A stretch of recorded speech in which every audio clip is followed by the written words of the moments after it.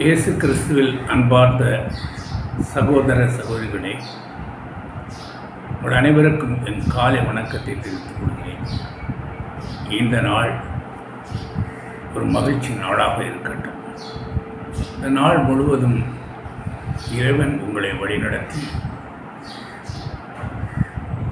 நல் பாதையிலே உங்களை வழிநடத்தி ஒரு நலமான வாழ்வை தர ஆண்டவரிடம் வேண்டும். அருமையானவர்களே, இந்த நாளிலே நாம் தியானத்திற்காக எடுத்துக்கொண்ட இறைவார்த்தை நீதிமொழிகள் 10வது அதிகாரம் 22வது திருவசனம். அது நமக்கு இவ்வாறு கூறுகிறது: ஆண்டவரின் ஆசி செல்வமளிக்கும், அச்செல்வம் துன்பம் கலவாதது அளிக்கிற செல்வம். அருமையானவர்களே, இந்த நீதிமொழியிலே இது ஒவ்வொரு பொறுப்புள்ள மக்களுக்காக பல காரியங்களை இந்த அதிகாரத்தில் சொல்லி வருகிறார். அவ்விதம் சொல்லும் பொழுது இந்த வசனம் அது ஒரு விசேஷமான வசனமாக இருக்கிறது. ஏனென்றால் இந்த நாட்களிலே மக்கள் செல்வத்துக்காக பல வழிகளை தேடுகிறார்கள், அங்கும் இங்குமாக அலைகிறார்கள், இரவும் பகலுமாக உழைக்கிறார்கள். எவ்விதத்திலாவது செல்வம் சேர்க்க வேண்டும், எப்படியாவது செல்வம் சேர்க்க வேண்டும், எப்படியாவது நான் பணக்காரனாக வேண்டும் என்றெல்லாம் மக்கள் வாழ்க்கையிலே இந்த மக்களுடைய எண்ணமே செல்வத்தை தேடி ஓடுவதாக இருக்கிறது. சிறு பிள்ளைகள் கூட தீய வழிகளிலே நாம் போகிறார்கள். வாலிபர்கள் என்றாலோ இன்று அநேக கொலைகள் கொள்ளைகள் எல்லாம் இந்த செல்வத்திற்காக பல இடங்களில் நடக்கிறதை நாம் பார்க்கிறோம். அன்றாடம் நம்முடைய பத்திரிகையிலே நாம் வாசிக்கும் பொழுதெல்லாம் பல கொள்ளைகளை பற்றியே நாம் பார்க்கிறோம். அதனால் பல கொலைகளை நாம் பார்க்கிறோம். அருமையானவர்களே, இங்கே அவர் கூறுகிறார் ஒரு அருமையான இறை வார்த்தை: ஆண்டவரின் ஆசி செல்வம் அளிக்கும், அச்செல்வம் துன்பம் கலவாத செல்வம். எனவே ஆண்டவர் நமக்கு கூறுவார், முந்த என்னை தேடி உனக்கு எல்லாம் சேர்த்து கொடுக்கப்படும் என்று சொல்வார். இன்று நாம் பல வழியிலே அலைகிறோம், பல வழிகளை தேடுகிறோம். தேட வேண்டிய ஒரே வழி நம்முடைய இறைவன். யார் இறைவனை தேடுகிறார்களோ, யார் இறைவனை நாடி செல்கிறார்களோ அவர்களுக்கு அவர் அளிக்கிற செல்வம், அச்செல்வம் துன்பம் கலவாத செல்வம் என்று சொல்கிறார்கள். உனக்கு செல்வம் தேவை என்றால் நீ ஆண்டவரிடம் போக வேண்டும், அவரை நாட வேண்டும். அவர் காட்டும் பாதையிலே நீ செல்வத்தை தேடினால் அது உனக்கு அந்த செல்வம் என்றும் முன்னிலும் உன் தலைமுறையிலும் தங்கும். அது துன்பம் கலவாத செல்வமாக இருக்கிறது என்று சொல்கிறார். இன்றைக்கு அநேகம் பேர் செல்வந்தராக இன்று இருக்கிறார்கள். நாளை பார்த்தால் அவர்கள் ஜெயிலே பலவிதமான துன்பங்களுக்கு ஆளாகிறார்கள். அதற்கு காரணம் அவர்கள் அந்த செல்வங்களை தீய வழியிலே சேர்ப்பது தான். இங்கே இறைவன் சொல்கிறார், இந்த ஆண்டவர் அளிக்கும் செல்வம் அது துன்பம் கலவாத செல்வம் என்று சொல்லப்படுகிறது. எனவே ஆண்டவரிடம் முந்த அவருடைய ஆசிரியரை பெற வேண்டும்.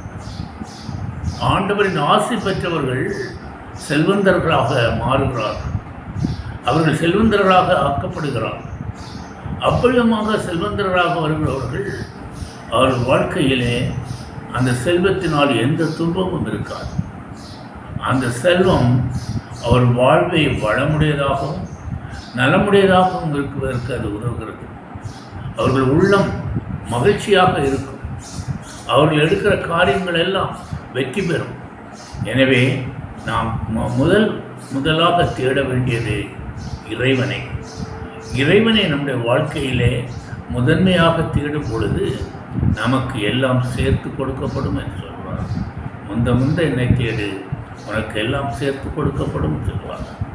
உனக்கு என்ன தேவையோ, எவ்விதமாக தேவையோ, எப்படிப்பட்ட செல்வம் தேவையோ என்றால் அதையெல்லாம் கொடுக்க ஒருவரால் தான் முடியும்.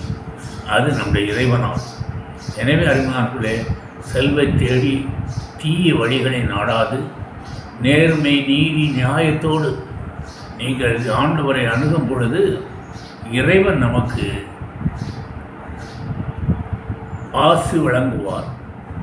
அந்த ஆசீர்வாதம் நமக்கு தேவையான செல்வத்தை கொண்டு வரும். அந்த தேவையான செல்வத்தை நாம் அனுபவிக்கலாம். அந்த செல்வத்தை கொண்டு நம்முடைய குடும்பத்திலே மகிழ்ச்சியாக சந்தோஷமாக வாழலாம். ஏனெனில் ஆண்டவர் கொடுக்கிற செல்வம், ஆண்டோட ஆசையின் வழியாக வருகிற செல்வம் துன்பம் கலவாதது என்று நீதிமொழிகள் சொல்கிறது.